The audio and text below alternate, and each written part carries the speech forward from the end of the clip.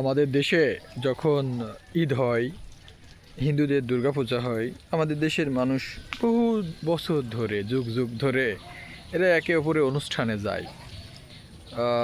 তবে এই কথা এখানে একটু ভুল আছে, কারণ হিন্দুরা মুসলমানের হয়তো কিছু বন্ধুরা দাওয়াত দিলে আসে, বাট তারা তো আমাদের প্রার্থনায় বা নামাজে আসে না, তাই না? কিন্তু দেখবেন হিন্দুদের ওই অনুষ্ঠানে এই মুসলমানরা যেভাবে শুরু করেছে, বিশেষ করে বর্তমানে রাজনীতির যারা নেতা, রাজনৈতিক নেতারা এমন ভাব করছে, এরা মনে হচ্ছে ইসলামিক পণ্ডিত হয়ে গেছে। এরা এমন এমন কাজ করছে, দেখবেন এমন এমন বক্তব্য দিছে, কি অবস্থা একটা।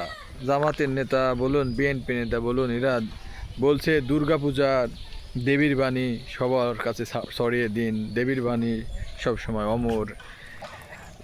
জামাতের এক নেতা বলেছেন রোজার পূজা সবই এক, ঠিক আছে? মিলে মিশে একাকার। একজন ইমানদার, এদের কাছে যার ইমান রয়েছে, আবার এরা দেখবেন যুক্তি দাঁড় করবে, বলবে যে ইমান কি এত ঠুনকো যে সহজেই চলে যাবে?